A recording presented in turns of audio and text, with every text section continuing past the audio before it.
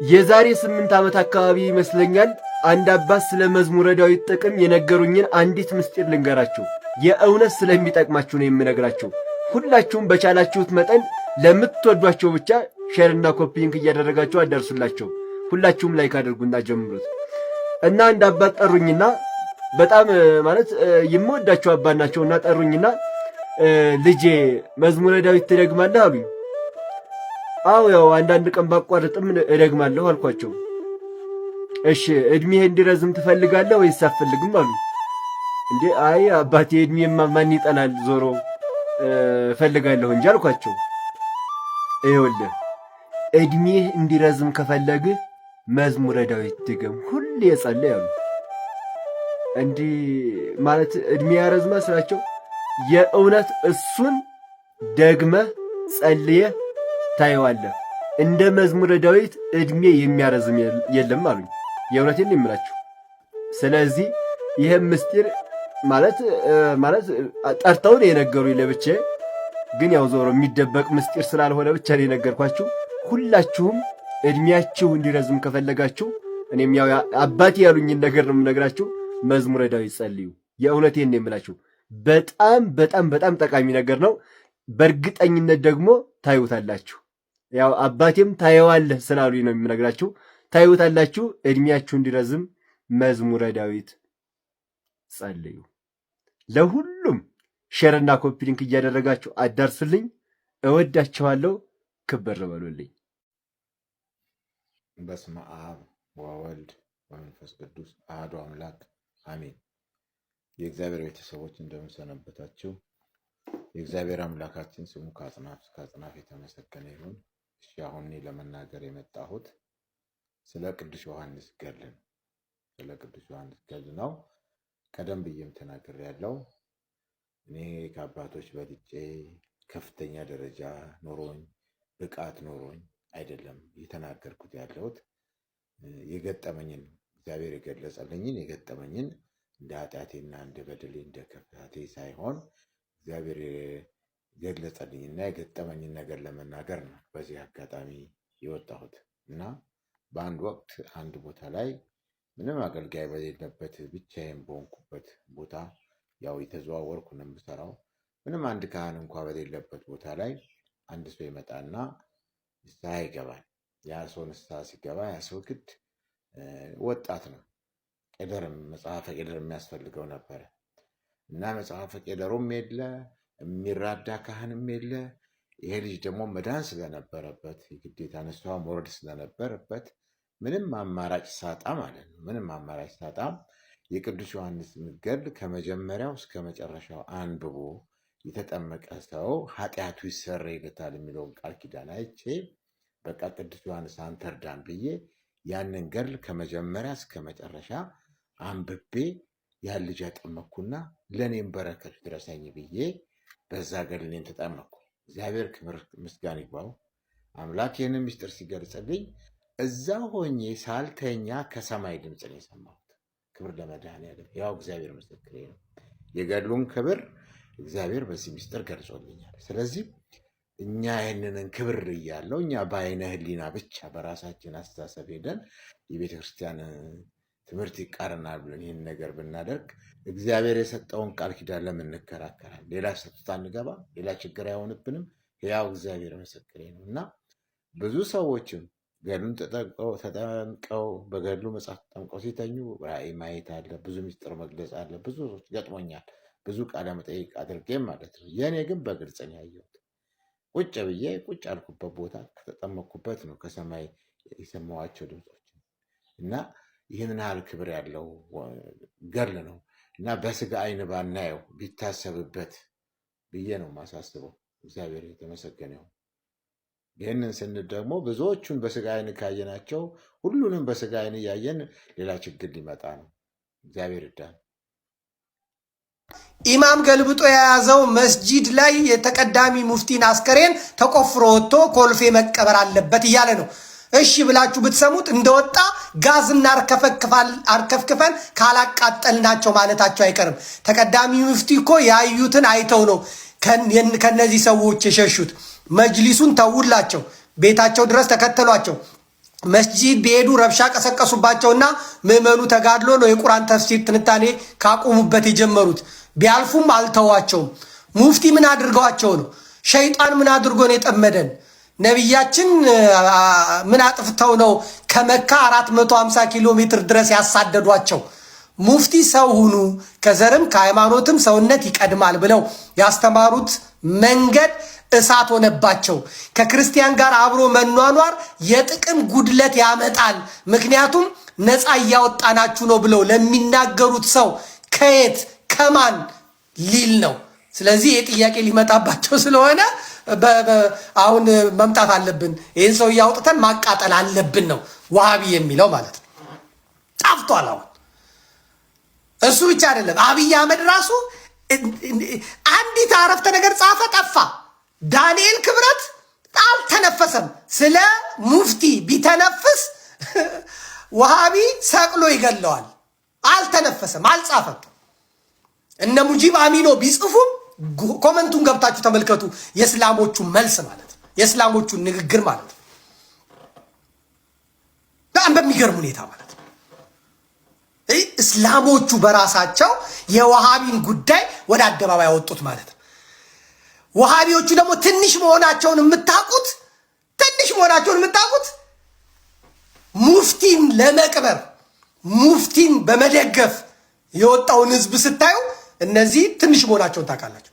ለምንድን ነው ታዲያ ድምጻቸው የሰፋው ካላችሁ፣ ድምጻቸው ቫይራል እንዲወጣ ፌስቡክም ዩቲዩብም ተባባሪ ነው። ሁለተኛ ደግሞ እንቁራሪቶች ድምጻቸው ብዙ ነው። ሁለት እንቁራሪቶች አንድ ኩሬ ውስጥ ገገቡ አያሳድሯችሁ። ከተማ ሙሉ ነው የሚመስሉት። ሁለቱን አጥምዳችሁ ከያዛችሁ ግን ኩሬው ሀገሩም ሰላም ያድራል። ይሄ ዋሃቢ ምላስ አለው፣ የእንቁራሪት ምላስ ሲል ሀገሩን ነው የሚበትነው። ሃይማኖት ስለሌለው ገንዘብ አለው። 4 ሚስት ያገባል። ስራው ምን እንደሆነ አይታወቅም። በሚሊዮን የሚቆጠር ገንዘብ ነው የሚያመላልሱ። አሁንማ ባንክ ተከፍቶላቸዋል፣ እስላማዊ ባንክ ተከፍቶላቸዋል። መኒ ላውንደሪንግ በደንብ ነው የሚሰራው። ዶላሩ ምኑ እምነትም ሃይማኖትም ስለሌላቸው ማለት ነው። ካራቴ የማያሰለጥኑት የለም። መስጊድ ውስጥ የማያስገቡት ቆንጨራ የለም። የኢትዮጵያ ሙስሊሞችን በአጠቃላይ ኢማሞቹን የሚያሰግዱትን ደብድበው ጥርስ አውልቀው በቦክስ መጥተው መስጊዳቸውን ተረክበዋል። አብይ አህመድ አስረክቧቸዋል። አንዳንድ ቦታ ወጥረው ይዘዋል። ደሴ ላይ ያያቸዋቸው ባለፈው የደሴ ገብርኤልን ህዝቡን አጥፍተን መስጊድ እናደርገዋለን፣ ለምን ብለን ነው ገብርኤልን የምናቃጥለው? ቤተክርስቲያን መቃጠል የለበትም ሲሉ የነበሩት እነዚህ ዋሃቢዎች ናቸው። መከላከያ ውስጥ ገብተዋል። አሁን ደሴ ዙሪያ ደሴ ምናምን መንግስቱ ስርዓቱ ለራሱ ሲል ይፈልጋቸዋል። እናንተም እምነታችሁን ለማስፋፋት የኔንም መንግስት ለማዳን መዘጋጀት አለባችሁ ብለው ስልጠና ወስደዋል። ፋኖ ክርስቲያን ነው፣ ፋኖ እንደዚህ ነው፣ ፋኖ እንደዚህ ነው የሚሉት አካላት ስርዓቱንም ራሳቸውንም ለማዳን የሚገቡ ሰዎች ናቸው ማለት ነው። አስተው እጅግ አሁን ስልጣኑን ተካፍለውታል። እርግጥ ነው የጽንፈኛው የዋሃቢ እስላም ስልጣኑን ተካፍሎታል። ብልጽግና ፕሮቴስታንቱ ማይል ተካፍሎታል። መሀል ላይ የሚደቀው የጥንታዊው እስልምናና የኦርቶዶክስ ሃይማኖት ናቸው ማለት ነው። እነሱ እንደዚህ ሲያደርጉ ምንም የሚባሉት ነገር የለም ማለት ነው። አሁን ሼክ ሀጂ ሙፍቲ ከሞቱ በኋላ ግን ነገሩ ፈጦ ወጣ ማለት ነው። ነገሩ ፈጦ ወጣ። የእስልምና እምነት ተከታዮች አድፍጠው የነበሩት ዝም ብለው የነበሩት በሙሉ መጻፍ ጀመሩ ማለት ነው። እነዚህኛዎቹም ወጡ፣ እነዚህኛዎቹም ወጡ። አሁን እኔ ተመልካች ነኝ፣ አያገባኝም። በቃ ባለቤቶቹ ይመለከተናል ብለው ወጥተዋል። አብዱል ቃድር ሀጂ ኑረዲን ምን አለ? እነዚህ በተቀዳሚ ሙፍቲ ዑመር ህልፈት የተሳለቁና ስድባቸውን በቪዲዮም ጭምር በድፍረት የለቀቁ ናቸው። እነዚህ ለሙት እንኳን የማያዝኑ አረመኔ በመሆናቸው ህጋዊ የክስ ሂደቱ እስኪደራጅ ድረስ በሚኖሩበት ለአገልግሎት በሚሄዱበት ቦታ እና መስሪያ ቤቶች እንዲሁም አውሮፕላን ሲሳፈሩ ከፍተኛ ክትትል፣ ፍተሻ ቢደረግባቸው ጥሩ ነው። ለሞተ ሰው እንኳን ካላዘኑ በህይወት ላለ ሊያዝኑ አይችሉም። አሸባሪ፣ አሸበርቲ፣ አራጅ ብሎ የጻፉት ራሳቸው ሙስሊሞቹ ናቸው። ሌሎቹም ጽፈዋል። በዚህ ጉዳይ ላይ ማለት ነው። የዘመድኩን የጻፈው ነገር ሌሎቹም ጽፈዋል። የሌላውን እንመልከት። ሁለተኛ ሳሚ አብድ የሚባል መንግስት ባለበት ህግ ባለበት ሀገር የሰው የግል ነፃነት መዳፈር በሃይማኖት ተቋም ውስጥ ሙታንን ፈንቅላችሁ አውጡ ብሎ እስከ መስበክ የሙፍቲ ጠላትነት ተዘጋጁ፣ የሙፍቲ ወዳጅን በተጠንቀቅ ጠብቁ ከማለት አይተናነስም። ወደ ውከት የሚመራ ንግግር፣ በራስ መሬት መቀበርን የሚከለክል እስላማዊ አስተምህሮ ካለ አምጡ።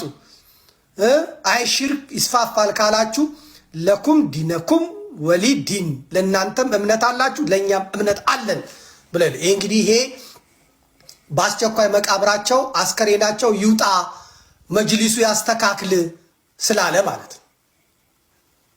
እንግዲህ ወሃቢዮቹ አስከሬን ይውጣ እያለ የሙፍቲ አስከሬን ይውጣ፣ እሳቸው ደግሞ የሌሎችንም እንዳደረጉ ስለሚያውቁ አስከሬኔን መጫወቻ ያደርጉታል፣ አጽሜን አውጥተው ይጫወቱበታል፣ መቃብሬን ፈንቅለው መሳለቂያ ያደርጉበታል። ስለዚህ እኔ መንግስትን አስፈቅደው በቤቴ ልቀበር ነው ያለው። ይሄ ኡስታዝ ያሲን ኑሩ የሚባለው ደግሞ አፋር ሄዶ 2 ሚሊዮን ብር ከአፋሮች ሰርቆ እና አቡበከር ሽምግልና የገቡበት አጭበርባሪ አታላይ ሌባ መስጊድ ውስጥ እንዲህ እያለ ይሰብካል። ስሙት፣ ምን እንደሚል ስሙት። ቦታ ሙስሊሙ ህዝብ ዘንድ መከፋፈልን የፈጠረ አሁንም ዑለማው መጅሊሱ ከቤተሰብ ጋር በመነጋገር እልባት ሊሰጠው የሚገባ ጉዳይ ነው። ይህን አናለባብስ። ትውልድ ሲጠፋ ዝም ብለን አናይ። እንወዳለን፣ እናከብራቸዋለን። እና እዛ ይሄዳሉ፣ ይሰለጥናል። ምን ይላል? በኢትዮጵያ ገንዘብ ይሰለጥናሉ፣ በኢትዮጵያ ሀብት ይሰለጥናሉ፣ በኢትዮጵያ መሳሪያ ይሰለጥናሉ። ከዛ በኋላ ራሳቸውን ያጠናክራሉ። ከአፋር ገዢ መሬት ይዘዋል። በዚህ በኩል የሚመጣባቸውን መሳሪያ ሊያዞሩበት ይችላሉ። እንደ ሰሜን እዝ እዛው አፋር ቁጭ ብለው የኢትዮጵያ መከላከያ ሰራዊት ነኝ የሚለውን ገበሬ የደቡብና የኦሮሞ ወጣት በአንድ ሌሊትም ሽቅ ሊያደርጉት ይችላሉ። ከዛ አረና የሚባል ደግሞ አለ። አረና ማለት ከህወሓት የወጡ ህወሓቶች ናቸው። እነ ገብሩ አስራት እነማ ናቸው? ትግሬዎች ናቸው። አይነካኩም። ብልጽግና ደግሞ በራሱ ብሎ ያዛቸዋሉ። ይሄ ኦሮሞ ሆኛለሁ የሚለው ኤርትራ የተወለዱ ሰዎችን ይዟል። ይሄ የቆላማ ሚኒስትር ያኔ መከላከያ ሚኒስትር ሆኖ ትግሬን አፈር ቅድሜ ያበላው ማለት ነው ሻዕቢያው። እነ ዶክተር በላይ ማን ነው ምናምን የሚባለው አለ። ባይቶና የሚባል አለ። ምን አይቶ እንግዲህ ስሙን አለ ትርጉሙን አለ። ሳልሳይ ወያኔ የሚባል አለ። ቀዳማይ ወያኔ አለ። ከዛ ሁለተኛዋ ህወሓት ወያኔ አለች። እኛ ደግሞ ሳልሳይ ነን ወያኔ ነን ብለው በአያታቸው በወያኔ ስም የሚጠሩ ሳልሳይ ወያኔ የሚባሉ አሉ። ትግሬዎች ናቸው። ውድብ ነፃነት ትግራይ የሚባል አለ። ያው ህወሓት ማለት ነው የትግሬ ነፃ አውጪ ነው። ትግራይን ነፃ የሚያወጣ ግሩፕ ነው። ይሄን ፍቃድ የሚሰጠው ማን ነው? የኢትዮጵያ ምርጫ ቦርድ አብይ አህመድ ነው የሚሰጠው። አሲምባ የሚባል ደግሞ አለ። አክሱማዊ ፓርቲ የሚባል አለ። ራዴፓ የሚባል አለ። ውድብ ሰብዓ እንደርታ የሚባል አለ። ትዴፓ ትግራይ ዲሞክራሲ ፓርቲ ወይዘሮ ስምረት ደግሞ ጌታቸው ረዳ አክስት አሁን በቅርቡ የተመሰረቱት አሉ ማለት። ህወሓት ከሻዕቢያ ጋር ናት። እዛ ስራዋን ትሰራለች። በህወሓትና በአብይ አህመድ መካከል ደግሞ ጀነራል የተሾመው አማራ ክልል ገብቶ የተዋጋ መከላከያን አፈር ከድሜ ያበላ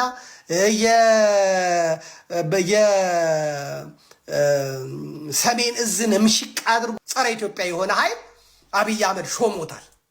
ስለዚህ እሱ ድልድይ ነው። በጀቱ በሱ በኩል ይለቀቅለታል ለትግሬ ማለት ነው።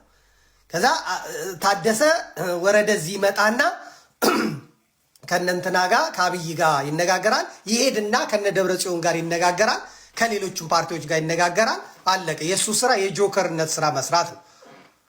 በቃ ትግሬ ነው። ያው ጌታቸው ረዳም ማን ነው የራያ ሰዎች ናቸው። ሶስቱም ራያ መሰሉኝ አላቅም። ማን ነው ጻድቃን ምናምን። ስለዚህ ትግሬ ተጣልቷል፣ ትግሬ ተለያይቷል ብለህ ጮቤ ትረግጣለህ። ሌላው ደግሞ ትግሬ ራሱን የህወሓት ተቃዋሚ መስሎ የህወሓት ማዕከላዊ ኮሚቴ የነበሩ ሰዎች የት መጡ? አዲስ አበባ መጡ። አዲስ አበባ መጡና የማን ሽርኮ ነው? የአብይ አህመድ ሽርኮ ነው። ቢሮ ተሰጥቷቸው የአብይ አህመድ ካቢኔ ውስጥ ያለ ምርጫ ጌታቸው ረዳውን የአፍሪካ ጉዳዮች አማካሪ ተብሎ ያንን ሁሉ ወጣት ትግሬ ያስጨፈጨፈ ትግራይን ያስጨፈጨፈ አማራን ያስጨፈጨፈ በጄኖሳይድ ተከሶ ከአብይ አህመድ ጋር ፍርድ ቤት መቆም የሚገባው ሰው ፕሪቶሪያ ሄዶ ተፈራርም ያለው ምናምን ብሎ ሱፉን ገጭ አድርጎ ከአብይ አህመድ ጋር እንደ ንጹህ እንደ ቅዱስ እጃቸውን ታጥበው ይኸው ኢትዮጵያን እንመራለን ብለው የአብይ አህመድ አማካሪ ሆኖ መጣ። ትግሬ ሼም ያውቃል ወይ? ፖለቲከኛ ሼም ያውቃል? አያውቅም። ሼም ቢያቅ ጌታቸው ረዳ አብይ አህመድ አጠገብ አይቀመጥም ነበር። አብይ አህመድ ድንክ ነው፣ አብይ አህመድ ደንቆሮ ነው፣ አብይ አህመድ ጨፍጫፊ ነው፣ አብይ አህመድ ሌባ ነው፣ አብይ አህመድ እንዲህ ነው ሲል የከረመው ሰውዬ አሁን መጥቶ ጠቅላይ ሚኒስትሩ በእውነት የሚገርሙ ናቸው። እኔ ሌባ ነኝ፣ እኔ ዘራፊ ነኝ፣ እኛ እንደዚህ ነን፣ እኔ እንደዚህ ቀሽም ነኝ፣ እኔ እንደዚህ ነኝ ብሎ ከሰባተኛ ክፍል አላለፈም ብሎት የነበረውን ሰው። ስለዚህ በትግሬ ነፃ አውጪ ሜንታሊቲ ውስጥ ሼም፣ ነውር፣ ይሉኝታ፣ ሰው ምን ይለኛል የሚባል ነገር የለም። ለዓላማቸው ብቻ ወጣት ኢትዮጵያዊ ልጅ ጋር ከምትመለከቱት ልጅ ጋር ዛሬ የጋብቻ ስነስርዓቷን ትፈጽማለች። አሁን ቤተመንግስት ነው። ቅድም ቤተክርስቲያናቸው ነበረ። የተጠራው ሰው በጣም ጥቂት ሰው ነው። እኔና ወፎቼ ብቻ ነን የገባ ነው። የባለቤቷ ስም የቤት ስሙ ባቢ ይባላል። ከዛ የመዝገብ ስሙ አሜን ይባል እንደነበረ የሰማሁት። ከዚያ አሜን አሁን ደግሞ ስሙን ፓስተሮችና እና አብይ ቀይረውት ሙሴ ተብሏል። እንግዲህ ዲቦራ የምታገባው ሙሴ ተስፋዬ የተባለ ልጅ ነው ማለት ነው። ሙሴ ተስፋዬ የተባለ ልጅ ታገባለች ማለት ነው። እንግዲህ የዘር ሀረጉን ስንመለከት ብዙ ጭቅጭቅ የተነሳበት ነው። የዚህ የነ ሙሴ ጋብቻ ብዙ ጭቅጭቅ የተነሳበት ነው። ግደል እያልክ እንዴት ውስታስ ትሆናለህ? ቪዲዮውን እንዳያስጠፉት 50 እና ከዛ በላይ ጊዜ በደንብ ኮፒ ሊንክ ሪፖስት አድርጉት። ያለ ጂሃድ ያለ ትግል ነስር የለም። ያለ ጂሃድ ያለ ትግል የኢስላም ዳር ድንበር ሊከበር አይችልም።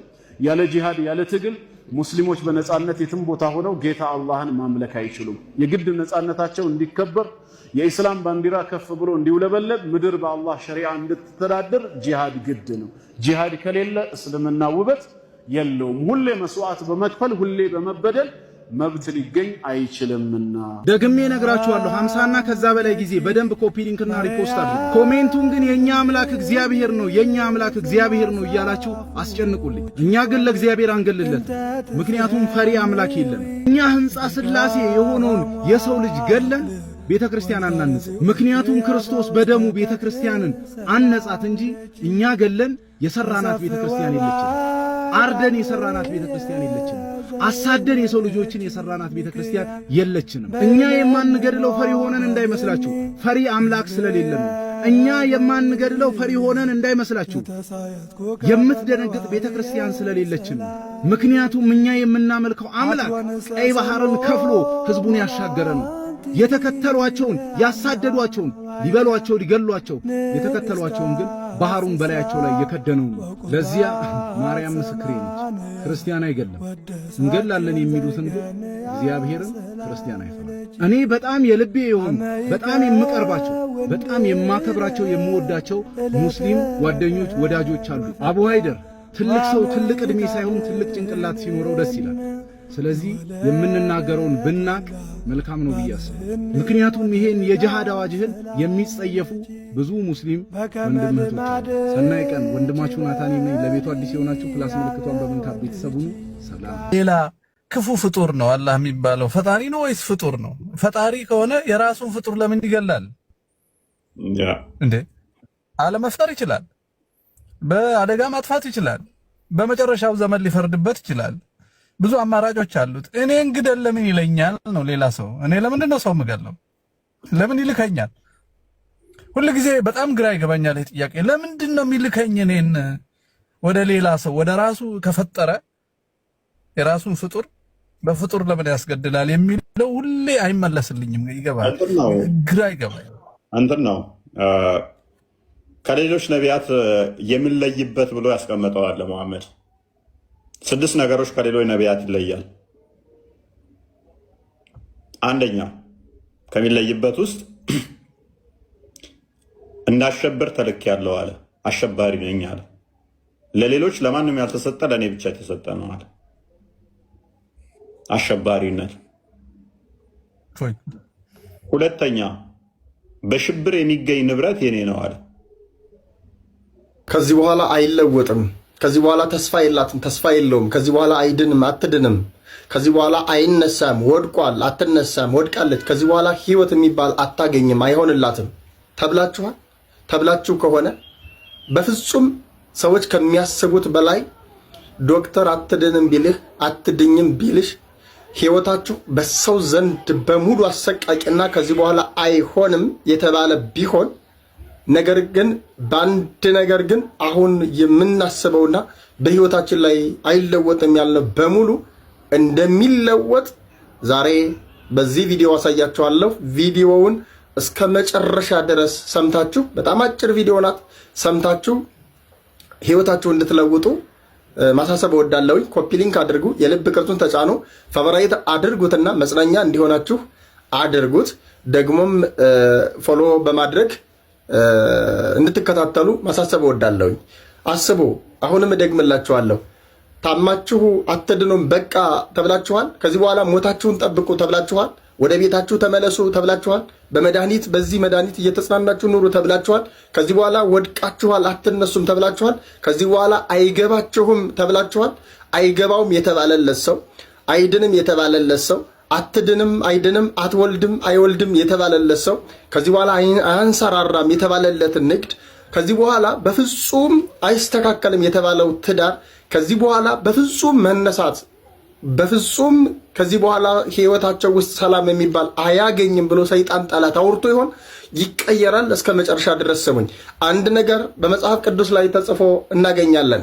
የማርቆስ ወንጌል ምዕራፍ 9 ቁጥር 23 ላይ ለሚያምን ሁሉ ይቻላል ይላል። ለሚያምን ሁሉ ይቻላል ማለት ቢሞት ይነሳል። አንድ ሰው ከሞተ በኋላ መቃብር ውስጥ ከገባ በኋላ ተገንዞ ወደ መቃብር ከገባ በኋላ ከፈረሰ ከበሰበሰ በኋላ ማስነሳት የሚችል አምላክ ነው ያለን። አስነስቶ አሳይቶናል። ለሚያምን ሁሉ ይቻላል ማለት ቢሞት እንኳን ይነሳል። በህይወት ያለው አይደለም፣ ቢሞት እንኳን ይነሳል ነው። በደንብ አስተውሎ። እምነት ማለት ባህርን የሚከፍል ባህር ኤርትራን የከፈለ የዮርዳኖስን ወንዝ የከፈለ ደግሞም የኢያሪኮን ግንብ ያፈራረሰ በእስራኤል ዘስጋ ታሪክ ውስጥ ያየነው ነገር አለ። ደግሞም መና ከደመና ያወረደ ውሃም ከጭንጫ ያፈለቀ ነው። ያ ብቻ አይደለም፣ አልዓዛርን ከሞት ያስነሳው እምነት የምናምነው አምላክ ነው። ደግሞም ጣቢታን ያስነሳ እሱ ነው። በህይወት ዘመናችን የቃና ዘገሊላውን የባዶ ጋኖች የሞላ የእናንተ ባዶነት ከዚህ በኋላ ባዶ ነኝ አይሳካልኝም ያላችሁትን ይሞላላችኋል። መድኃኔዓለም ኢየሱስ ክርስቶስ ቸሩ እናቱ ድንግል ማርያም በአማላጅነት ትረዳችኋለች፣ ታግዛችሁማለች። አይመጣም ከዚህ በኋላ አይመለስም ያላችሁት ሰላም እመኑ፣ ይመለሳል። አልድንም ከዚህ በኋላ በመድኃኒት እየተጽናናው ነው የምኖረው ያላችሁት ነገር ይለወጣል። እመኑኝ። በፍጹም ልባችሁ፣ በፍጹም ሐሳባችሁ፣ በፍጹም ነፍሳችሁ፣ በፍጹም ኃይላችሁ የፈጠራችሁን የወደዳችሁን እስከ ሞት ድረስ ነፍሱን የሰጠላችሁን አምላክ ብቻ በእንዲህ መልኩ ከሱ ሳትወላውሉ በፍጹም አይድንም የተባለውን ማዳን ይችላል። አይነሳም የተባለውን ማንሳት ይችላል። በቃ ከዚህ በኋላ መንቀሳቀሻ የለውም ተብሎ የወደቀን ሰው ማንሳት ይችላል። የተሰበረውን ደግሞ መጠገን ይችላል። ሁሉን ማድረግ የሚችል ቸርና ደግ አምላክ ነው ያለን። ኦርቶዶክሳውያን በፍጹም የማይቻል ነገር የለም፣ ለሚያምን ሁሉ ይቻላል ይላል። ይቻላል፣ ለሚያምን ሁሉ ይቻላል። ስለዚህ ይሄንን እንድታደርጉ ማሳሰብ ወዳለሁ። ይቆየን። ለምንድን ነው ጸሎቴ መልስ ያጣው ለምትሉ ነው ይሄ ቪዲዮ እንግዲህ ኮፒ ሊንክና ሼር ስለምታደርጉልኝ በጣም አመሰግናለሁ። ብዙ ጊዜ ሁላችንን እንጸልያለን፣ እንለፋለን፣ እንተጋለን፣ ጸሎቴ ግን መልስ አላገኘም እንላለን። አንድ ነገር ላይ ማስተዋል ያለብን ይመስለኛል። ምን መሰላችሁ? ጸሎታችን መልስ አላጣ የምንልበት ጊዜ የእግዚአብሔር ፍቃድ ያልሆነበትና የኛ ልብ ጉዳዩን ዛሬ ላይ የፈለገበት ጊዜ ላይ ማለት ያ አሁን ጸሎታችን ደግሞ መልስ የሚያገኘው የእግዚአብሔር ፍቃድና የኛ የልብ ዝግጁነት ሲኖር፣ ያ ልባችን የእግዚአብሔርን ፍቃድ የመቀበል የማስፈጸም አቅም ሲኖረው፣ እምነት ሲኖረው፣ ያኔ ጸሎታችን መልስ ያገኛል ማለት ነው። በነገራችን ላይ ሁሉም ጸሎቶች መልስ የላቸው። አንዳንድ ጸሎቶች ራእይ፣ ትንቢት፣ ተአምር ላይፈልጉ ይችላል። የናንተን በጸሎት መቆየት የናንተን በጸሎት መትጋት ብቻ የሚፈልጉ ብዙ ጸሎቶች አሉ። ስለዚህ እግዚአብሔር ለምን ቶሎ ብሎ ወዲያው ጸሎቴን አልመለሰልኝም ብላችሁ አትዘኑ። መጽሐፍ እንደሚለው ትግሁ ወጸልዩ ከመ ኢትባኡ ውስተ መንሱት፣ ወደ ፈተና እንዳትገቡ ትጉና ጸልዩ ነው የሚለው። ስለዚህ እችን እስትንፋስ የሰጠንን ፈጣሪ እየጸለይን ማመስገን ነው። ወዳቸዋለሁ ክርስቲያኖች። የተለያዩ ወንጀሎች የሰሩ በማስታወቂያ የሰሩ አሉ። በፕራክቲካሊ ደግሞ ብር ተቀብለው የጠፉ አሉ፣ የተያዙ አሉ። እንዳያቸው ባለፈው 15 ቀናት ውስጥ ፌዴራል ፖሊስ በቁጥጥር ስር ያዋላቸው ሰዎች አሉ። ኦን ፕሮሰስ ያለ ጉዳይ አለ፣ እኛም በሰፊው የሄድንበት ማለት ነው። ነገር ግን አሁን በዚህ በማስታወቂያ ስራ ላይ ከፍተኛ ብር የተከፈላቸው ሰዎች አሉ። ብር ቀላል ብር እንዳይመስል የተከፈላቸው ከቤታችን ድረስ መጥተው ያላቸውን ታማኝነትና ተቀባይነት ተጠቅመው በቴሌቪዥናችን መጥተው እንዲህ መኪና ግዙ፣ ወደ ውጭ ሀገር ትሄዳላችሁ ብለው ከተቀመጥንበት ደና ከተቀመጥንበት ይሄን ነገር እንድናስብ አድርገው ሐሳባችን ደግሞ ወደ ፕራክቲስ እንዲቀየር ካረጉ በኋላ እኛን ቤት አሳጥተው እነሱ ቤት ያገኙ ሰዎች አሉ በብዛት። ወንጀለኞቹን እንደ ወንጀለኛ፣ ፍትሐብሔርን እንደ ፍትሐብሔር የሚከስ አካል አለ፣ ይካሄድበታል እስከተቻለ ድረስ። ነገር ግን ግራ እየገባኝ ያለው እነዚህ የማስታወቂያ ሰዎች ናቸው። የማስታወቂያ ሰዎች ባለፈው እንዳየው ሰለሞንም የተለያዩ አካላትም ጭምር አምባሳደር ዲና ሙፍቲን ጨምሮ መኪና አግኝተዋል። መኪና ሲያገኙ ስጦታ ነው። ስጦታ ሎተሪ ሊሆን ይችላል፣ ስጦታ ሊሆን ይችላል። 30% ታክስ ሊከፍሉ ይገባል።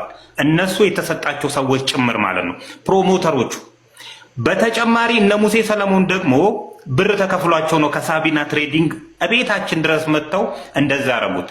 አንድ ግብር አልከፈሉ፣ የስጦታን ግብር አልከፈሉ። ማንም ሰው ስጦታ ቢሰጠ ስጦታ ግብር አለው፣ ሎተሪ ግብር አለው። ሯጮች ጭምር አሸንፈው ከመጡ ግብር አለው። ይሄንን ቲክቶክ ክሬቲቭ አዋርድ የሚያሸንፍ ሰው በራሱ ካሸነፈው ላይ 30% ግብር የመክፈል ግዴታ አለበት። እነዚህ ሰዎች መኪና ሰጥቷቸዋል፣ ግብር አልከፈሉም። ብር ተሰጥቷቸዋል፣ ግብር አልከፈሉም። እቤታችን መጥተው አጎሳቅለውናል። ማን ይጠይቃቸው ነው? ኃላፊነት ያለበት ሰው ማን ነው? ይሄን ሊያደርግ የሚችል ማን ነው? አሰፋችን ጥያቄ መልስልኝ።